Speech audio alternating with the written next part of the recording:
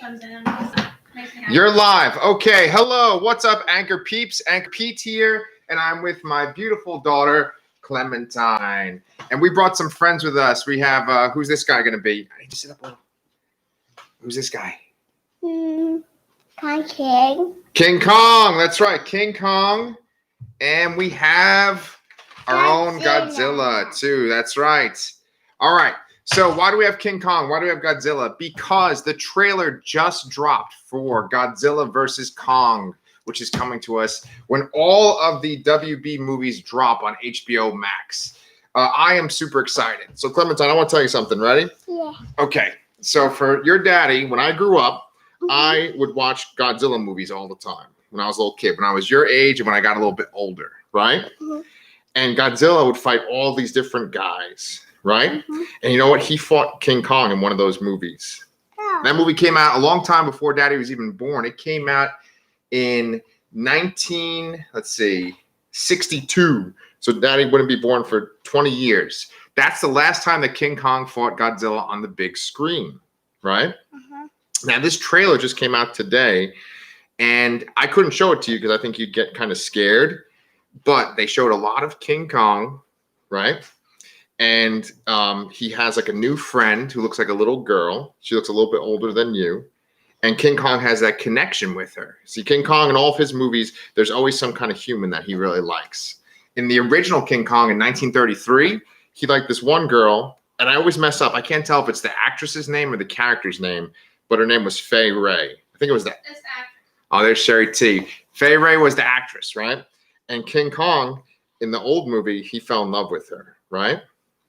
And then they made a new version of that movie in the 70s, and Daddy saw that movie. And when Clementine was born, they actually were showing that movie on AMC. And I took Clementine in one of those little plastic containers, you know, they put babies in. And I was walking in the hall, and we went to where King Kong was playing, the 1976 one with Jeff Bridges. And it came up to the part where he gets like just shot by helicopters and falls down. And Clementine started crying and screaming as a little baby. And her sister Pepper just started crying too. I had this whole big scene on my hands. So that King Kong's a little distressing. The thing about all these King Kong movies, right, is that you fall in love with him because he always has that connection with humans, and he's always mistreated by humans, right? So there's always that one human that he protects and he's loving to, and then there's the humans that are trying to like exploit him and they hurt him. And in this movie right now, this Godzilla vs. Kong, it looks like the humans are trying to use him to fight Godzilla. So why the heck are they using him to fight Godzilla, Clem? Do you want to know why? I think they're trying to have him fight Godzilla because in the new Godzilla movies, Godzilla is like a protector. He's a good guy, right? But it looks like something's making Godzilla, according to this trailer, something is making Godzilla become angry and hurt people. So they're going to get King Kong to fight Godzilla. So there we go. Your daddy has seen all the new Godzilla movies, and they were okay, right? The first Godzilla movie that came out that was live action, I can't remember the year that it came out, but I think it was like around like 2013 or so. And that movie looked amazing. That movie was directed by Gareth Edwards, who also directed Rogue One. And one thing about that original Godzilla movie was that like they really captured the scale of Godzilla. Like Godzilla is so big. Just like in Rogue One, they really captured the scale of the Death Star and the ships, right? But that Godzilla movie, it's kind of a little boring. Sorry, Gareth Edwards. It's just, you know, not a lot of fun to watch, right? And with both Godzilla movies, you spend most of the time just watching the humans, and there's not a lot of time with the monsters, the giant monsters having all this action. Right, Clem? You want them to have a little battle, don't you? Yeah. Yeah? Okay, which one do you want to hold? Godzilla. Godzilla? Okay, you got to hold Godzilla. He's pretty big, though. Now, everyone was saying online on Twitter and stuff that this is the size that they would be. This would be the size of King Kong, and that this would be the size of Godzilla. Like, he'd be way bigger than King Kong. But the thing that people had to explain, here, you hold your Godzilla. the thing that people had to explain was that the King Kong that's in Kong Skull Island, which came out a couple of years ago, he was just an adolescent King Kong, right? And so he was getting bigger and bigger. And that's why he's almost close in size to Godzilla. Mm-hmm. Yeah. So what would Godzilla do you think, with King Kong? You don't know? Mm-hmm. Would he hit him with his tail? Yes. Yeah. Would King Kong try to climb up on him? No. No? Oh. Kick him. King Kong would kick him? Mm-hmm. And do you know what's one thing Godzilla can do from his mouth? Mm-hmm. He can shoot out this blue fire breath. Go, ah, right? And that was one of Daddy's favorite parts in the trailer was Godzilla. He's going under these aircraft carriers, right? He's swimming in the ocean, and you see his spines on his back, right? And King Kong's looking in the water, and he can tell Godzilla's coming up, and he's looking in the water. He's pounding on the aircraft carrier, right? And then Godzilla jumps up and scares King Kong, right? And then after that, Godzilla goes back in the water, and they drop a bunch of bombs on him. And you know what he does? He goes like this, and he shoots his flame breath up, right? And when his flame breath goes up, it blows up the ship, and King Kong like jumps off the ship. Whoa! And it's so funny because it's King Kong, but he's jumping like a guy in an action movie. He's like Arnold Schwarzenegger or like, Stallone, just jumping off an exploding ship. It was real funny looking. So anyway, I'm real excited about this movie, mainly because of the director. You see, like I said, that Gareth Edwards King Kong movie, it was kind of, wow. That Gareth Edwards Godzilla movie was kind of dull, right? It had some really awesome shots, but the movie was like over 2 hours long, and the fun Godzilla stuff could fit within like 10 minutes of time, right? Then you have this other sequel, which is, what do you call it? Godzilla King of Monsters. Now that's different. That's directed by Mike Dougherty. I can never say this last name. Dougherty. There you go. Okay, you're like, I've had enough of this. Here, you take King Kong and Godzilla. Yeah. And all right, let me just finish my little conversation, then we'll go play, okay? Anyway, Mike Dougherty, he did Godzilla King of Monsters. Now, he also directed Krampus, which we did a little review. You were in that Krampus review, Clemmy. And my wife, Sherry T, and I watched that movie, and we really liked the way it looked. Mike Dougherty just, has this great eye for his movies. He has these beautiful movies. And he also did Trick or Treat, which has amazing visuals in it too. And I don't mean just the special effects. I'm talking about, just the cinematography and the setup of each shot. And then King of Monsters was a beautiful looking Godzilla movie. It just had these amazing shots. Like you could just take a screenshot and it would be like a poster you could hang up in your room, right? But even that movie, Godzilla King of Monsters, with Kyle Chandler being in it and Millie Bobby Brown, right? And Sherry, what's Vera Farmiga? Say her name the right way. Vera, from the Vera Farmiga was in it too. She was like the main antagonist, and you had Charles Dance, right? You have all these awesome actors in this one movie. Charles Dance scares me. Yeah, and he was one of the bad guys. And not only that, they had Ice Cube's son who was in that movie. Remember that movie with see, this is why I can't do this shit live, because I just forget everybody's names. The movie with what's her face from Black Bear that we just saw. Aubrey Plaza. Aubrey Plaza. Then she's in Ingrid Goes West. Ingrid Goes West. Which is really good. Yeah, which is really good. And so Ice Cube's son is in Godzilla King of Monsters, and he's awesome too. They had this great cast of these amazing visuals, and yet it still fell flat. It still fell flat. It's like you didn't feel the tension, right? And also in both of those Godzilla movies, you had Ken Watanabe too. And just the amazing cast. But the thing is, you just don't care about the humans ever. Now, this time around with Godzilla vs. Kong, you have Alexander Skarsgard is in it, and you also have Rebecca Hall. Now, I love both of those actors. And, Alexander Skarsgard, we kind of have like this kick going on with him because we're, reviewing The Stand. And so every week we're talking about him on the Lastercast channel. But what I'm rambling about is it doesn't seem to be that even with the great visuals and the really star-studded cast, it doesn't seem to be that they can make these exciting stories.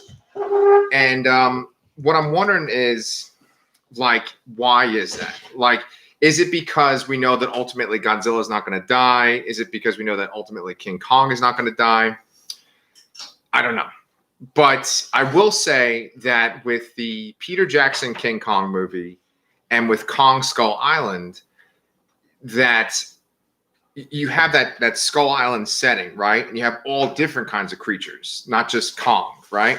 And so when they're attacking the people, they can be kind of vicious, and they kill off a ton of supporting characters, and there's that real sense of danger and fear. And in that Peter Jackson King Kong movie, there's this one scene that's always going to stick with me that just really bothered me. Like, I kind of can't watch it because it bothers me. But these like slug creatures come out and, you know, start attacking the people, and one of them gets Andy Serkis, and like I can't watch that scene. It just bothers me. But that's what I'm trying to get at, is that the way that these movies can be good is when you have interesting supporting characters and that there is a real sense of danger. Now, we know that King Kong or Godzilla might not kill the characters that we like because you want to root for them, right? But then you need that like third monster or lesser monsters to kind of come in and increase the tension. And then when those other creatures, like in the Godzilla Gareth Edwards one, there was these sort of like these radioactive monsters, look kind of like pterodactyls, and they were like the other bad that Godzilla took out. If you have like a third monster in this movie that can fight King Kong, Godzilla, if that monster like takes out some of the supporting cast, then you're going to be rooting for King Kong and Godzilla to take them out. So I'm hoping that's what's going to happen. I mean, all of these kind of have the same formula, right? Where people are kind of scared of either King Kong or Godzilla, but then there's another creature that's the one that you really dislike.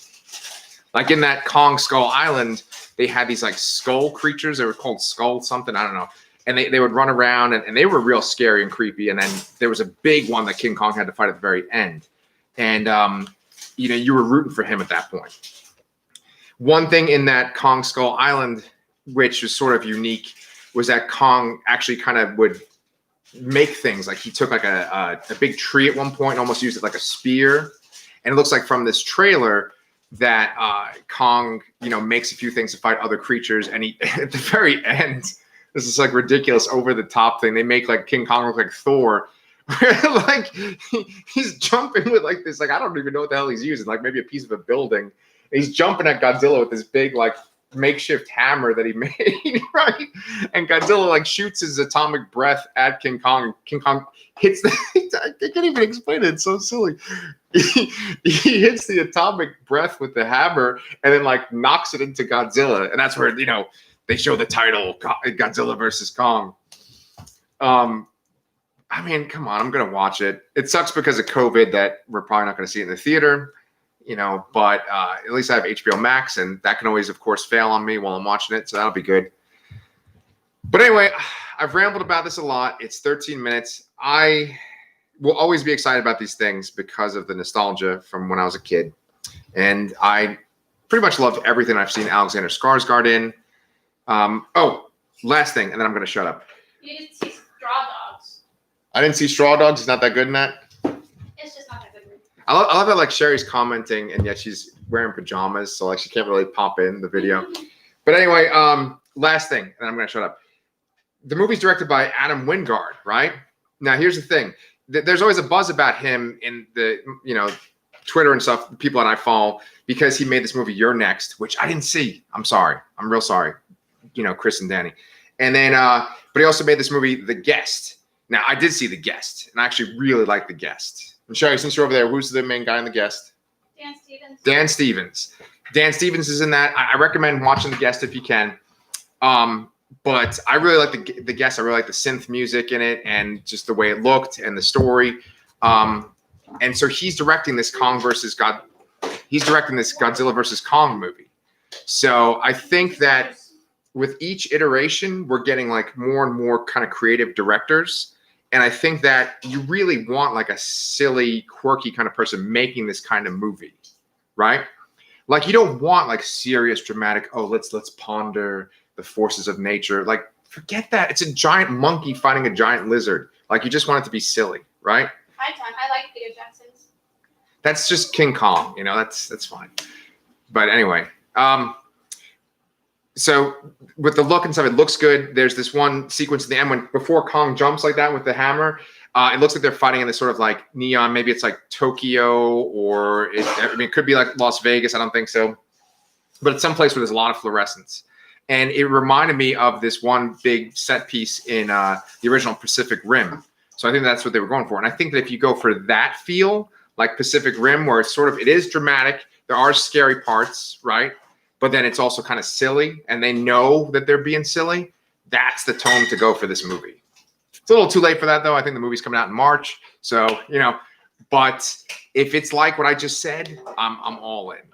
So thank you so much for watching. On the Anchorpete channel today, I'm going to release my WandaVision review of the first 3 episodes that I did with my friend Brian.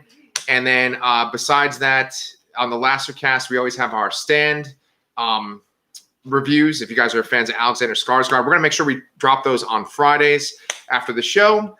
And that's it. So thank you so much for watching. If you haven't liked and subscribed, oh boy, that'd be great if you could. Oh, wait, I got a comment from Mike over here. And Mike, you're mentioned in the WandaVision video too. So let's see what you said, Mike. Do you think it'll be better than the last King Kong movie that came out about 2 years ago? I do. Because here's the thing, Mike, thank you for watching, is that I feel like in general, when a filmmaker knows what they're doing, like I know that Adam Wingard does, they take note of what works in a previous movie. If you're making a sequel in a franchise. So I think they're like, oh, this worked, this didn't work. And so I think that that's what they're going to do with this. They're going to learn from Kong of Skull Island, and they're going to take the good parts of that and put it into this new one. I actually am a fan of Kong Skull Island. I think that it had some creepy, scary moments in it. And I thought it looked amazing. And so I think that, yes, it will be an improvement. Looking forward to your WandaVision review. Yeah, man. It'll be posted probably within like, I'd say maybe an hour or so. Yeah, I always appreciate your support, man. So anyway, I got to get going. Thank you for listening to me ramble so much. I'm going to awkwardly say goodbye now, and we will see you guys real soon.